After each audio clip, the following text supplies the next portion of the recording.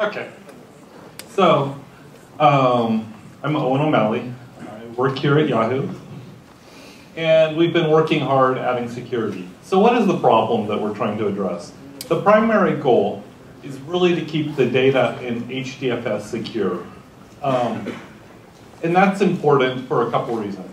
Actually, the biggest reason isn't really for outsiders. We have all of our clusters protected by firewalls. You can't get in from outside. There aren't any ports open. So why do we need security? The answer is that we're starting to put financial data and PII, personal identifiable information, into the clusters.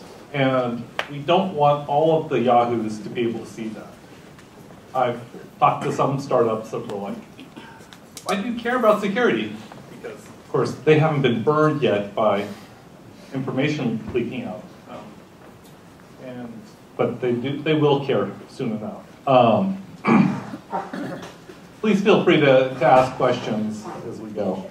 So that's the high-level goal. Basically, HDFS has to keep your data secure. And that means that you need to authenticate all of the clients that connect to HDFS so you know who they are. Currently, HDFS knows who's allowed to operate on a given file, right? Who's allowed to delete it, who's allowed to modify it. But it doesn't know who you really are. It trusts you when you say who you are. Actually, originally we didn't even have authentication. And I believe it was Aaron that was teaching the class that some student made a little typo and accidentally deleted /user. That deleted all the students' home directories because we didn't have permissions. After that, there was a little more motivation to work on at least authorization to protect you from doing bad things. But you still could cheat, right? You could still say, oh, I'm Bob, and look at all of Bob's files without any checking. We have a group here at Yahoo called the Paranoids. Yeah, they don't like that. They especially didn't like the fact that you could do it on the command line without any coding whatsoever. So there's been a big push to fix this. Although the problem starts in HDFS, it also applies to MapReduce, because in MapReduce you need to make sure, because you're running jobs as the user, you need to make sure that the person who submitted the job is actually who they claim to be, because you're going to let the tasks read and write files from HDFS. So you need to make sure that it's the right person. We chose Kerberos as the underlying authentication story because it's for distributed authentication and it's been around. The current version of Kerberos is Kerberos 5. So they took 4 iterations to get it right. We'd rather not invent our own security protocol to screw up 4 times before we finally get it right either. And of course, you can turn it on or off. It's easy. You just set a single knob and it goes from being secure to being insecure. Of course, going the other way, there are a few more knobs, but. So one of the things that they always advise you when you're looking at security is never take a running system and add security to it. We screwed that one up.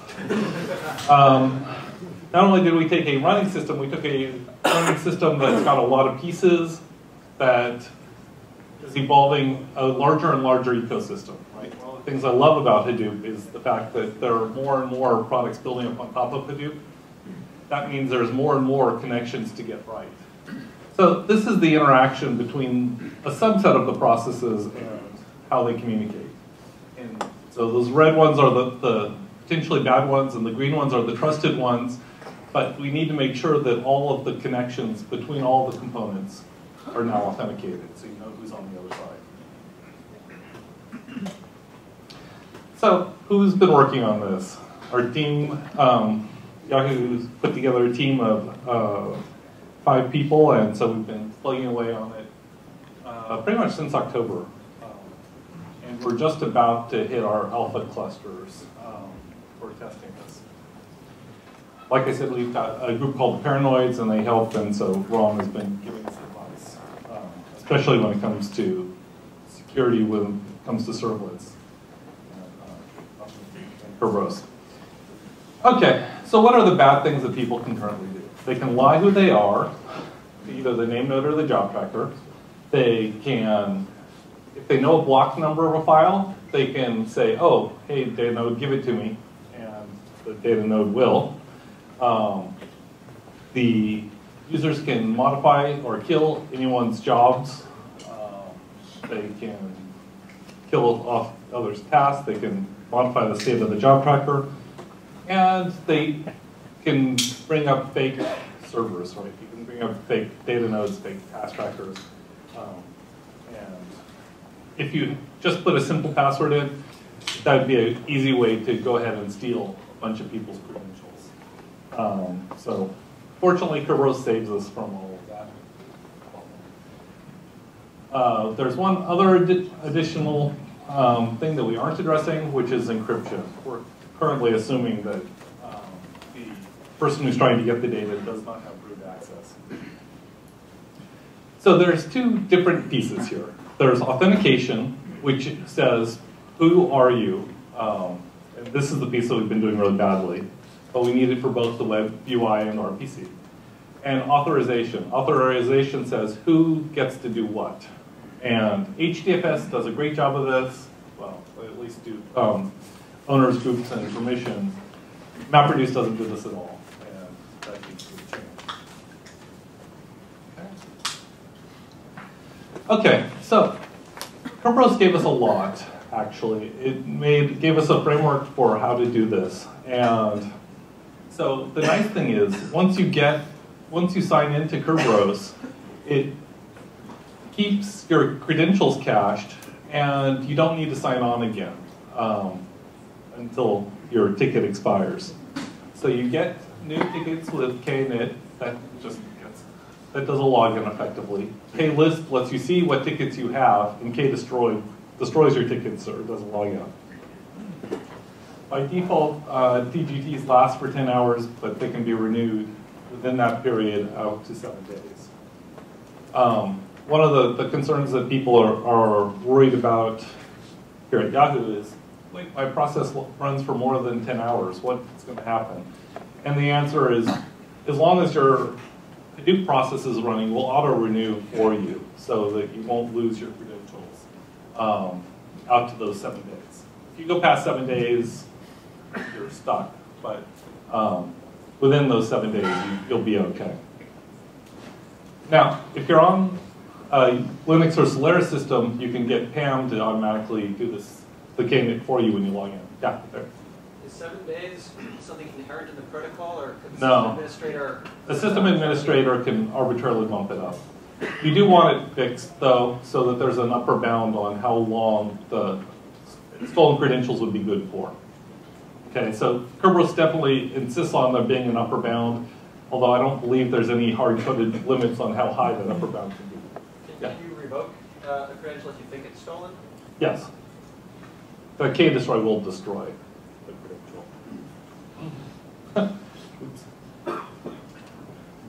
Love when that happens. Okay. And the nice thing about Kerberos is that once you get your tickets, all the commands that you used to use work just like before, right? So if you do an ls on the file system, it's just Hadoop fs ls and whatever you want to ls. Or if you want to submit to MapReduce, just use the jar command. Okay? So it's mostly transparent.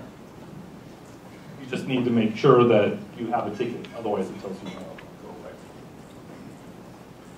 Okay, so what's happening under the hood? A little bit, I won't get too much into Kerberos, but basically when you sign in as your user, Joe in this case, you get a TGT, you talk to the KDC, and the KDC gives you back your TGT.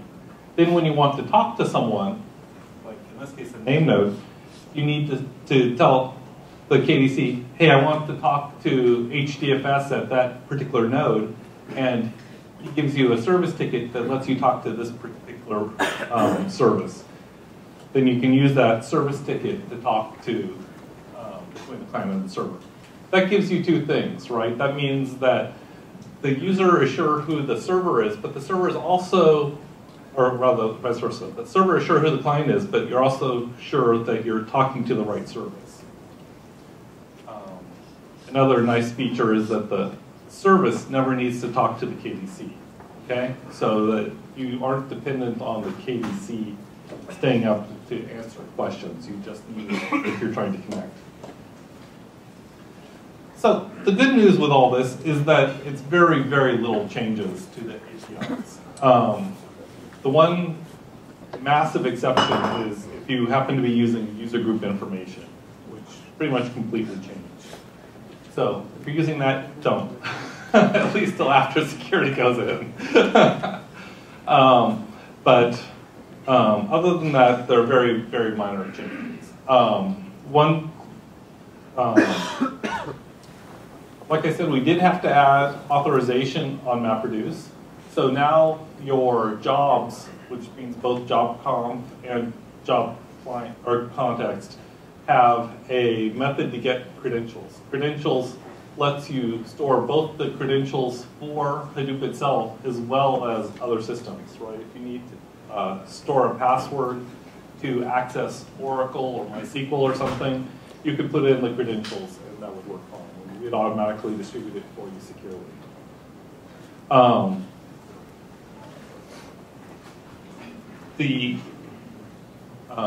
For HDFS, we automatically get the credentials you need to run. We don't push the Kerberos credentials through the MapReduce jobs because we were worried about the effect of having 4,000 or 10,000 or 15,000 tasks all starting up at once, hitting the KDC. So we let you get credentials once and then use that for your entire job. Which means we needed to change, we needed to figure out which HDFS systems you're going to talk to for a given job. We handled all the easy cases. Of course, if you're just talking to the default HDFS, we automatically get a token for you. If you're using the file input and file output formats, those automatically are handled for you. And if you're using DistCP, that's automatically handled for you. So it's only if you're doing something outside of the ordinary that you really need to set an explicit service. But we even handle that case, and you can define the attribute MapReduce job HDFS servers to list off any more HDFS servers that you need to contact outside of the normal set. Again, you may want to control who can see your job, who can modify your job. So we do that with a new set of attributes on the job, which are MapReduce job, ACL, preview, and modify. Those are a list of users or groups who can look at or modify your job. So, for example, you can put star in there and everyone will be able to look at it, but then you can just list your work group as people who can modify it so that they can kill it without everyone being able to. So modify doesn't include kill? Modify includes kill. You want a separate ACL? We can do that later. Although, to be honest, for backward compatibility, we're probably going to need to leave this one as kill and make a new one that lets you just do modified priority. Okay, does that make sense to everyone? Yeah. When the user submits a job first time, does he need to provide the password clear test to just authenticate himself to the... No, that's one of the important pieces about using Kerberos. We wanted to make sure that the user never ever types their password into a command other than the Kerberos commands. Okay, so the only time you'll ever be prompted for your password, with one minor exception of the web UI, is when you run KNet. Because otherwise it'd be much, much too easy to make a command that sits there, pretends to submit your job, but collects passwords on the side. So the only time you type your password is when you do KNet, and then all the Hadoop commands pull the tickets out of the ticket cache. So a typical flow will be you log into a shell and then submit a job, then they'll get it automatically. Yes. Okay. Yeah, once you've got your Kerberos tickets, everything just happens automatically. I guess I should be echoing the questions, but okay. Other things that changed, the MapReduce system directory, that's where it stores all of its persistent state, used to be wide open to the world. It used to be 777, which means world writable. That's not good for security. And so we changed that, so now only the MapReduce user can even see it, which means it's 700. Okay? It's only modifiable by the user, not visible by anyone else. Task run is the user instead of the task tracker user. That's so that users can't look around and see what their other tasks on that node are doing. Task directories used to be globally visible, but now are 700 based on the owner that's running that task. We also made the distributed cache secure. And we did that by dividing it in half. Currently, when you run with distributed cache, it shares those files with everyone. So everyone can see the files regardless of what permissions they originally had. That's not good. So now, if the original file is world readable, including all the path up to it, then we say, okay, this is a global file that they're not worried about people seeing it. And so we put that into the global cache. If it's not world readable, then we put in the private cache. Things in the global cache are shared between users in different jobs. Things in the private cache are shared only by that user's jobs. Okay? Okay, now the question of the web UI. The hard part is that it depends on where you're running. Here at Yahoo, we have a special authentication service that we have to use, so we made it pluggable. But the open source is going to have another plugin. And the easy one to do will basically take your Kerberos ID and your password and log and keep your tickets for you on the web service. Even better would be if someone or us makes a Spinago connector for Jetty. And that would mean that your browser basically gets your Kerberos tickets out of your ticket cache and just accesses the web UI like any other service and just uses Kerberos directly. I shouldn't say that. It used to be all the major browsers. Now, Firefox and Internet Explorer support Spinago. Chrome currently doesn't. Hopefully they'll change that soon. But it means that your users can access things directly without doing another round of login. All of the servlets will use authenticated username and force permissions directly. You can actually access the front pages without authenticating, but if you go deeper than that, then you need to authenticate and show who you are. Okay?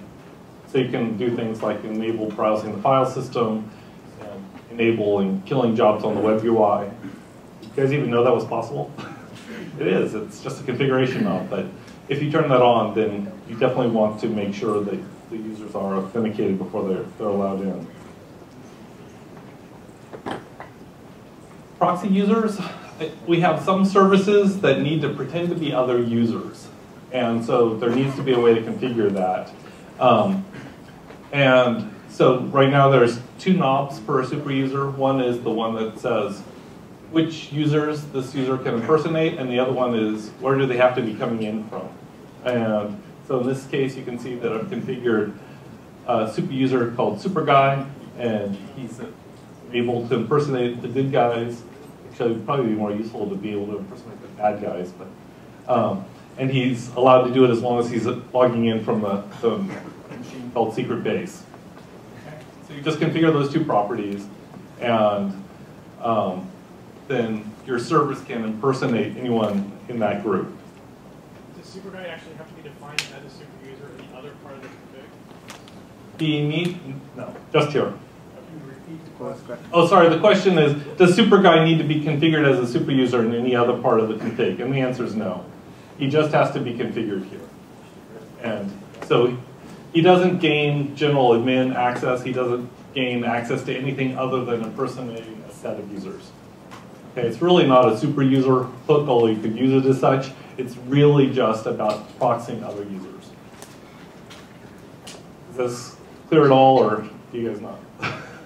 We use this primarily for service that's called Oozie that launches MapReduce jobs for other users.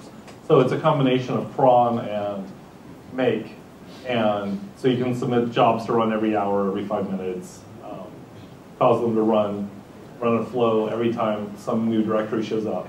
And so Oozie needs to be able to impersonate it. We also use it for data loading so that the data loader can load files as a bunch of different users. Okay, so that's what we're solving. What are we not solving? We're not encrypting on the wire, and we're not encrypting on the disk. Neither of these would be terribly hard to add. Certainly once we get encryption, or once we get security up, encrypting the connection isn't that hard because we have shared secrets, so we can do the encryption. But it's not our first priority right now. And so what that means is you're okay as long as the users don't have access to root. Because if they have root, then they can sniff the network, and then all bets are off. One of the reasons we didn't do it is encryption is expensive, so you need to be able to turn it off and on. But mostly, it's just not a priority for us. That's just accepted. And that's actually it.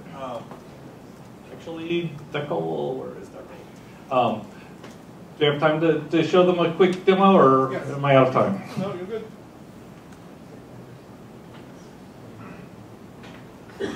All security here by showing you a real cluster. Okay. Alan used to work here, so he's laughing. Okay, so I can do klist, and you can see that I'm logged in as Boom. Yes, my login here at Yahoo is Boom, which everyone knows stands for out of memory. So I can do less. Uh-oh. If I can remember the syntax for it. No, we're out of time. And you can see I did the ls. So if I on the other hand, if I destroy my ticket, okay, now when you do klist, I've got no tickets cached. Now if I try the same command, I get back an ugly message that says, failed to initiate, no credentials provided, failed to find any Kerberos TGT. Okay? So it works if you've got tickets, it doesn't work if you don't have tickets. See, it doesn't change much, it just means that you can actually trust who's on the other end of the wire. Why is user worldwide? I'll leave it to the system. This is a QA cluster, so I happened to grab without anyone's permission, so I was just hoping it would stay up. But user is world writable precisely so that people can create their own home directories. Yes, yes. And by the way, I knew that security was actually working when I got annoyed at the configuration of a cluster, precisely because I wasn't configured in the admin group. So I couldn't make the change I needed to change in order to do some debugging. Crap, I need to be HDFS in order to make this change, and I couldn't do it. Actually, if you want to see how the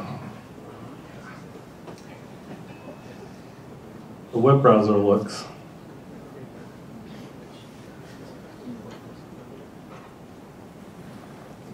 This, actually.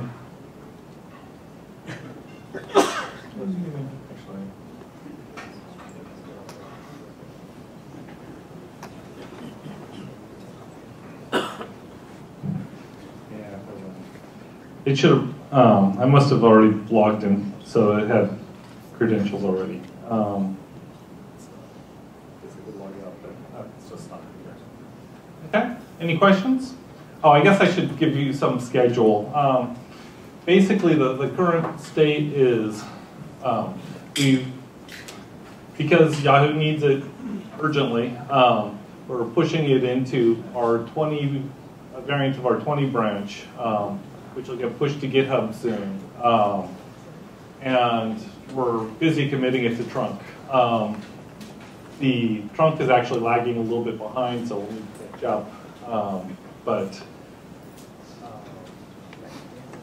it'll be in trunk in the relatively soon future. And like I said, we're debugging it pretty rapidly because it needs to go to our alpha clusters next month and to the research clusters, which is a beta set of users, in June.